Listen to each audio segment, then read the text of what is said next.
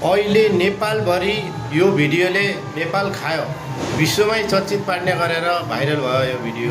हो कि होइन साथीभाइहरू? जता छ जसको मोबाइलमा छ यही भिडियो आएको छ। बिहान उठ्ने यही भिडियो हेरिन्छ, साँझ यही भिडियो हेरिन्छ।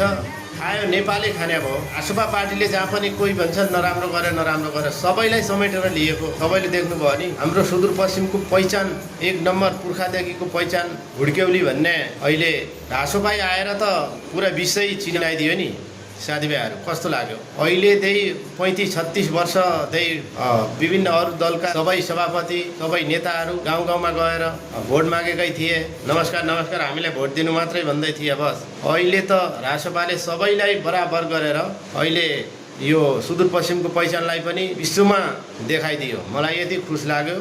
यस्तो भाइरल भएर यति हेरम जस्तो गराइन यार। नेपालमा त पुरै हल्लाइदिन, नेपालै हल्लिगयो। यस्तो बढियासँग नाम चलाउनु भयो।